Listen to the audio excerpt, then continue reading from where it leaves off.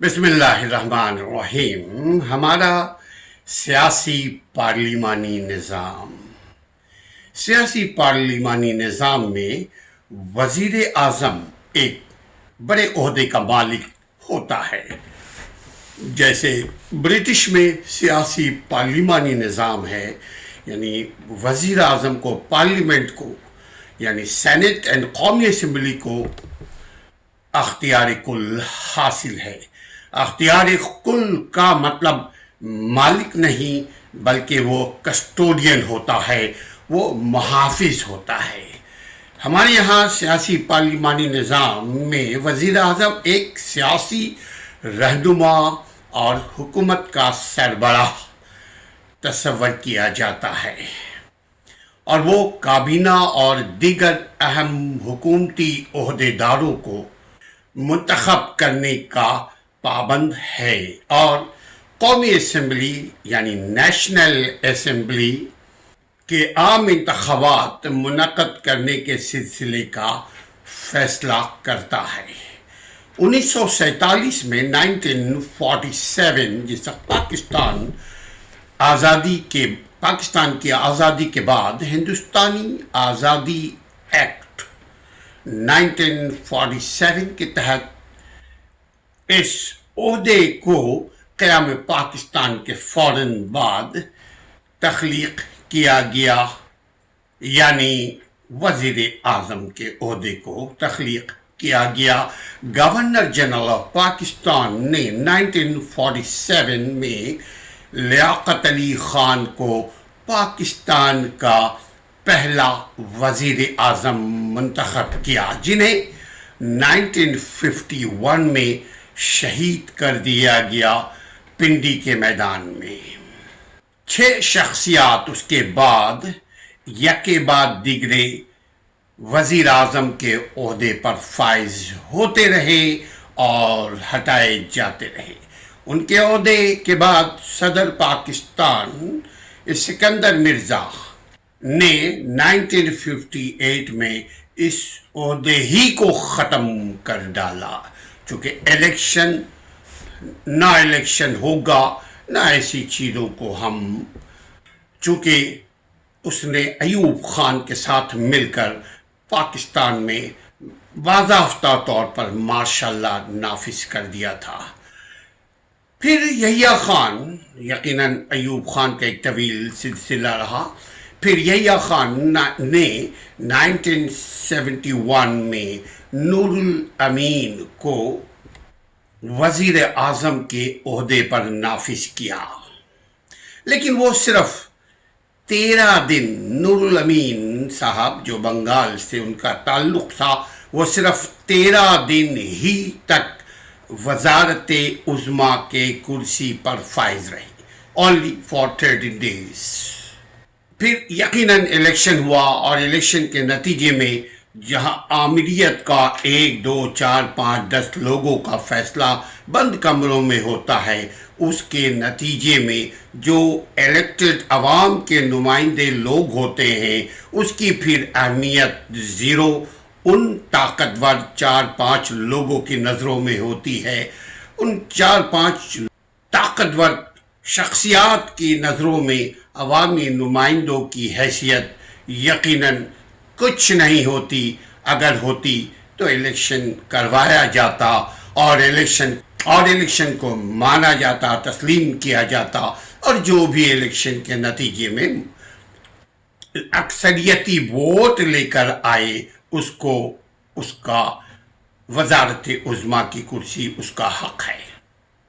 لیکن ہمارے یہاں الٹی گنگا بہتی ہے. ہمارے یہاں نہ جمہوریت ہے نہ آمیریت ہے. کیا نظام ہے یہ وہی جانے، بلکہ جس نے اس نظام کو قائم رکھا ہوا ہے، نیشنل ہو یا انٹرنیشنل طبقے ہوں، ان کو بھی نہیں معلوم کہ دراصل ہمارے ملک میں کون سا سیاسی نظام قائم ہے. بس ان کو ان کا مفاد مل رہا ہے، وہ اپنے مفاد کو حاصل کیے جا رہے ہیں ہم جیسے لوگوں کی شکلوں کو سامنے رکھ کر. 1973 پھر یقیناً الیکشن ہوا، یحییٰ خان نے ایک غلطی کی، الیکشن کروا ہی ڈالا، اور الیکشن کے نتیجے میں جو بھی شخص اکثریتی ووٹ لے کر آیا اس کو اس کا حق نہیں دیا، یعنی عوام کو عوام کا حق نہیں ملا۔ نتیجے کے طور پر جو ہوا 16 دسمبر 1971 کا سانحہ پیش آیا، یعنی پاکستان کو توڑ دیا گیا۔ اب سوال یہ پیدا ہوتا ہے کہ پھر اس موضوع کے اوپر اگر آپ مزید جاننا چاہتے ہیں کہ مشرقی پاکستان کیسے ٹوٹا، کس نے توڑا، تو اس کو آپ ہماری ویڈیو دیکھ سکتے ہیں۔ اور پاکستان ٹوٹ گیا اور مشرقی پاکستان ٹوٹ گیا۔ جب آپ یہ دیکھیں گے آپ کو پتہ لگے گا کہ اس کے ذمہ داران، اس کے کارندے، اس کے کلپریٹ، پاکستان کو توڑنے میں کون لوگوں نے اپنا حصہ ڈالا۔ 1973 کے نئے قانون کے مطابق، یعنی 1973 میں ذوالفقار علی بھٹو جوڈیشری شہید نے تمام اپوزیشن کے تعاون سے ایک آئین بنایا 1971 میں۔ اس نئے آئین کے مطابق اسے دوبارہ تخلیق کیا گیا، یعنی وزارت عظمیٰ کا جو عہدہ ہے، اس عہدے کو دوبارہ کریٹ کیا گیا، جس کو کہ ماشاء اللہ کے حکام نے یا بیوروکریٹس نے جس کو معطل کیا ہوا تھا لیاقت علی خان سے لے کر ٹورڈز ذوالفقار علی بھٹو، یعنی 1973 کے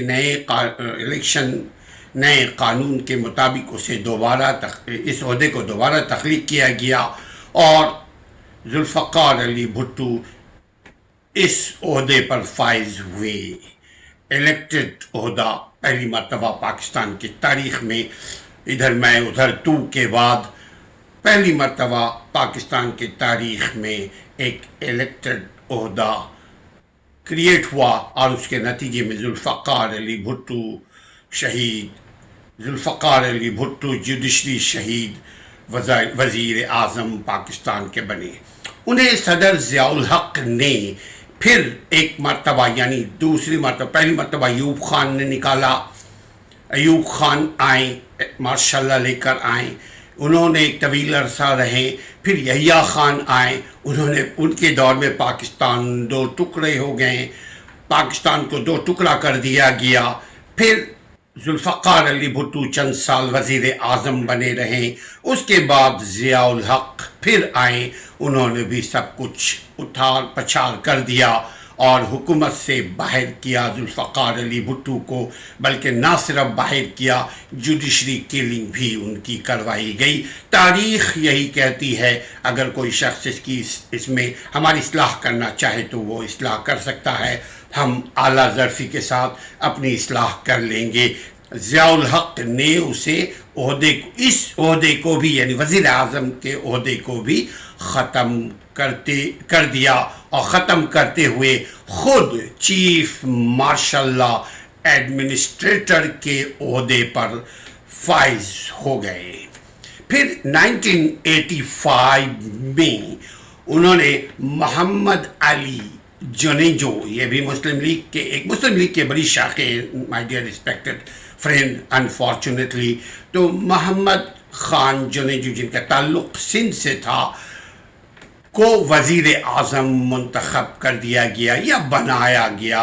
انہوں نے محمد علی جنیجو کو وزیر اعظم جب بنایا، لیکن انہوں نے یعنی ضیاء الحق نے آئین کے 8ویں ترمیم 18 امینڈمنٹ کے تحت 1988 میں فارغ کر دیا۔ پھر یقیناً اس کے بعد الیکشن کے نتیجے میں بے نظیر صحابہ آئیں۔ اب ہم آگے بڑھ جاتے ہیں جم کرتے ہوئے کہ نواز شریف 1990 سے لے کر کے 1993 یعنی 3 سال تک وزیر اعظم رہے، اور پھر دوبارہ نواز شریف 1997 سے لے کر کے 1999 تک وزیر اعظم رہے۔ پھر پرویز مشرف نے ان کا تختہ الٹ دیا۔ اس کے بعد 1998 سے لے کر کے 1993 اور سے لے کر 1996 یہ دونوں جناب محترم نواز شریف 1990 سے لے کر کے 1993 تک وزیر اعظم رہے، پھر 1997 سے لے کر 1999 تک وزیر اعظم پاکستان کے رہے، اور پھر بے نظیر بھٹو 1998 میں الیکٹ ہو کر آئی جب ضیاء الحق شہید ہو گئے ایک جہاز کے کریش میں، بھاولپور جہاز کے کریش میں۔ تو 1998 سے لے کر کے 1990 تک یعنی تقریباً 2.5-3 سال تک وہ وزیر اعظم رہیں، اور 1993 سے لے کر کے 1996 تک یہ دونوں 1998 سے 1999 تک 1999 کے درمیان میں غیر مسلسل طور پر 2 دفعہ اس عہدے پر یعنی وزیر اعظم کے عہدے پر فائز رہے۔ پھر آئین پاکستان میں کی گئی 13ویں ترمیم یعنی 13th امینڈمنٹ کے تحت، اور پھر 14th امینڈمنٹ کے تحت نواز شریف تاریخ میں پہلی دفعہ سب سے طاقتور 2/3 میجورٹی لے کر پاکستان کے وزیر اعظم بنے۔ 5 سال اور 4 ماہ اس عہدے پر یعنی وزارت عظمیٰ کے عہدے پر نواز شریف فائز رہے۔ سب سے زیادہ عرصہ اس عہدے پر رہنے والی شخصیت بھی نواز شریف تھے۔ انہوں نے اس کے بعد 1998 میں پرویز مشرف نے ایک فوجی کو کر کے یعنی مارشل لا کر کے حکومت سے نواز شریف کو نکال دیا۔ اس کے بعد پھر نواز شریف کو 5 جون 2013 کو تیسری دفعہ غیر مسلسل طریقے پر یعنی پرویز مشرف نے قانون بنایا تھا کہ پاکستان میں کوئی بھی 2 مرتبہ سے زیادہ وزیر اعظم نہیں رہ سکتا، لیکن بہرحال پاکستان میں سب کچھ ہو سکتا ہے۔ پھر نواز شریف تیسری مرتبہ وزیر اعظم پاکستان کے بنا دیے گئے۔ مشرف کی یہ مارشل لا یعنی کو کی وجہ سے 2002 کے انتخابات کے بعد میر ظفر اللہ خان جمالی کے اس عہدے پر آنے تک یہ عہدہ وزیر اعظم کا عہدہ خالی رہا، یعنی صدر جو ہے وہ مکمل طور پر کام کر رہا تھا۔ ہم اس طرح کہہ سکتے ہیں کہ صدارتی طرز حکومت پاکستان میں نافذ رہا وزارت عظمیٰ کے بغیر۔ پاکستان پیپلز پارٹی کے اس کے بعد 2012 میں پاکستان پیپلز پارٹی کے راجہ پرویز اشرف 25 جون 2012 کو اس وقت وزیر اعظم بنے جب پاکستان کے سپریم کورٹ نے 25 جون 2012 کو یوسف رضا گیلانی کو توہین عدالت کے جرم میں عہدے سے نااہل قرار کر دیا تھا۔ اس کے بعد راجہ پرویز اشرف کے بعد میر ہزار خان کھوسو نگراں وزیر اعظم رہیں۔ انتخابات کے بعد نواز شریف تیسری بار پاکستان کے وزیر اعظم بنے، جن کو 2017 میں ایک کرپشن کے الزام میں ان کے خلاف بے شمار کرپشن کے الزامات تھے، لیکن پاکستان میں غریبوں کے لیے الزامات اگر ہو تو بھی وہ ان کو سزا مل جاتی ہے، اور بڑوں کو اگر کچھ بھی وہ کر لیں ان کے لیے کہیں سے بھی کوئی ثبوت کوئی فراہم نہیں کر سکتا۔ اگر کوئی فراہم کرے گا تو وہ زمین کے اوپر رہنے کے بجائے زمین کے اندر چلا جائے گا۔ 2017 میں پاکستان کے وزیر اعظم بنے، جن کو 2017 میں عدالت کی طرف سے نااہل قرار کر دیا گیا۔ اس کے بعد انہوں نے انہی کے پارٹی کے ایک اور رہنما جن کا نام ہے شاہد خان خاقان عباسی بہت لوئل ہیں وہ اپنے پارٹی کے ساتھ. شاہد خان عباسی 2018 میں 2017 سے 2018 تک وزیر اعظم پاکستان کے بنے رہے. یعنی یہ 5 سال پورا ٹینیور پاکستان مسلم لیگ نون کو ملا، اس لیے کیونکہ خاقان عباسی صاحب جو ہیں یہ بھی مسلم لیگ ہی کے ہیں، لہذا شاہد خاقان عباسی یہ مئی 2018 تک پاکستان کے وزیر اعظم بنے رہے. پھر الیکشن ہوا اور الیکشن ناصر الملک جو قائم مقام وزیر اعظم بنائے گئے تھے ان کی سرکردگی میں ہوا، ان کی سرپرستی میں ہوا. یعنی ان کے بعد شاہد خاقان عباسی کے بعد نگراں وزیر اعظم ناصر الملک بنے اور 17 اگست 2018 کو عمران خان پاکستان کے وزیر اعظم الیکشن کے ذریعے الیکٹ ہوئے، منتخب ہوئے، اور اس کے بعد پھر تختہ الٹ دیا گیا. نو کانفیڈنس 10 اپریل 2022 کو موو کیا گیا. اس کے نتیجے میں شہباز شریف یعنی پی ڈی ایم نے ایک انقلاب لایا اور ایک منتخب حکومت کو یعنی عمران خان کی گورنمنٹ کو نو کانفیڈنس کے ذریعے ختم کر کے وزارت عظمیٰ سے ہٹا دیا گیا اور جناب نواز شریف کے چھوٹے بھائی شہباز شریف کو وزارت عظمیٰ کی کرسی دے دی گئی. 11 اپریل 2022 کو بطور وزیر اعظم شہباز شریف نے حلف اٹھایا، جو ابھی تک وہ وزارت عظمیٰ ہی کے عہدے پر فائز ہیں. یہ ہے ہمارے سیاسی تاریخ، سیاسی پارلیمانی طرز نظام.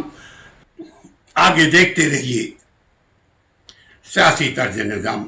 اپنی آزادی کا خیال رکھیے. ایڈوکیٹ اسلم پرویز کو اجازت دیجیے. السلام علیکم ورحمۃ اللہ.